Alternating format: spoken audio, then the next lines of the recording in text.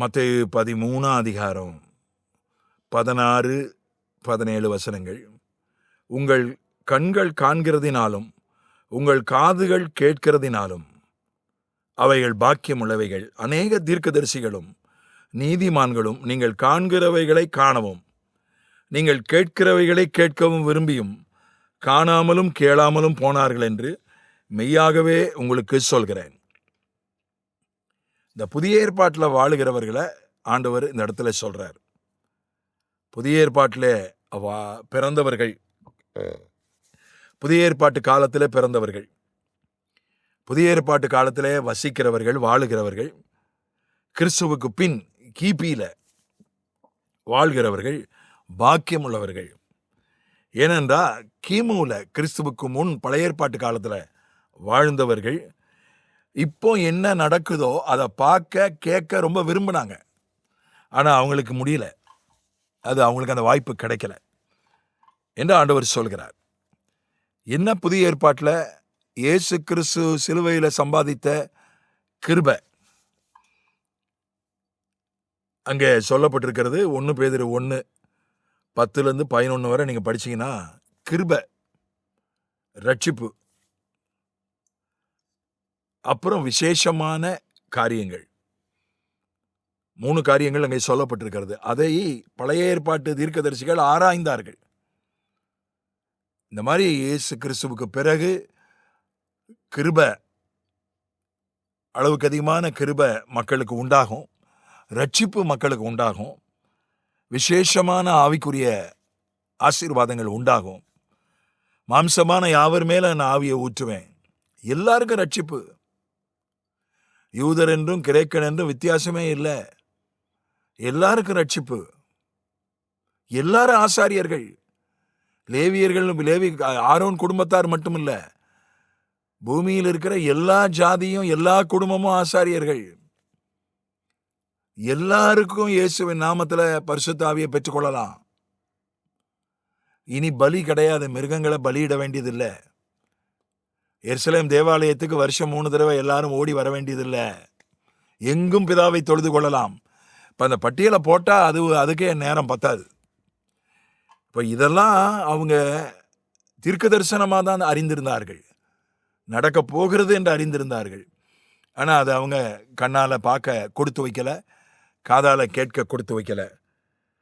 நமக்கு அதை கண்ணால் பார்க்க, காதால் கேட்க, அதை அனுபவிக்க கொடுத்து வைத்திருக்கிறது. அதுக்காக நம்ம ஆண்டவருக்கு நன்றி செலுத்தணும், ஆண்டவரை துதிக்கணும். எபிரேயர் 11:40 சொல்கிறது, நம்மை அன்றி அவர்கள் பூரணர் ஆகாதபடிக்கு விசேஷித்த மேன்மையான ஒன்றை கர்த்தர் வைத்திருந்தார்.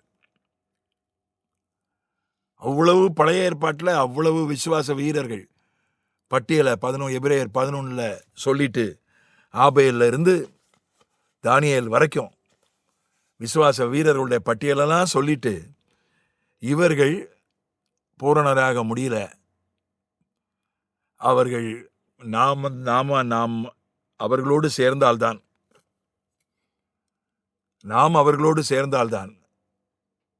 அவர்கள் பூரணராக முடியும். எப்போது நாம் அவர்களோடு சேருவோம்? வருகையில், சபை எடுத்துக்கொள்ளப்படும் போது, ரகசிய வருகையில் அவர்கள் மறுரூபமாவார்கள், நாமும் மறுரூபமாவோம்.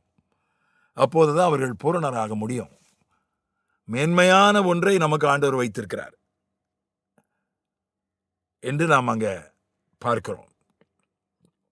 அதனால நாம் மோசேயையும் ஆபிரகாமையும் ரொம்ப விசேஷமா நினைக்கிறோம். அவங்களாம் எவ்வளோ விசேஷமானவங்க. தாவீதையும் தானியேலையும் எலியாவையும் பழைய ஏற்பாட்டு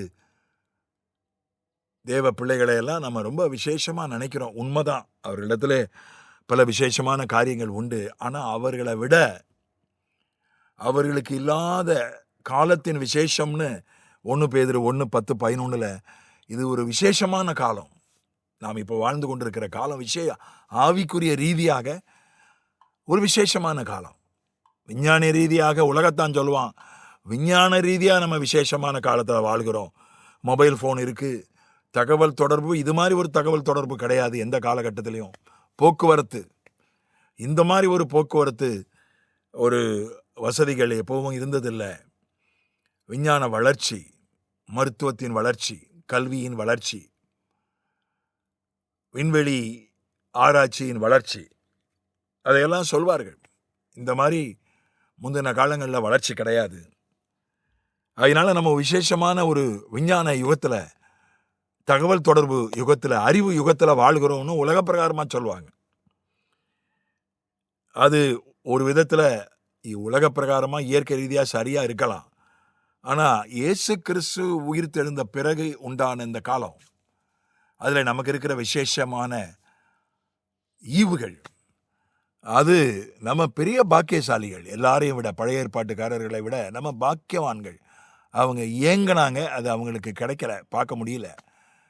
நம்ம ஏங்கலை, அதை இது வாஞ்சிக்கலை, அறியாதவர்களாக கூட இருந்தோம். ஆனால் நமக்கு இது ஈவாக கிருபையாக கிடைத்திருக்கிறது. ஆகவே இதனுடைய முக்கியத்துவத்தை உணர்ந்து இதை நாம் காத்துக்கொள்வோம். ஆண்டவருக்கு நன்றி செலுத்துவோம். ஆமென்.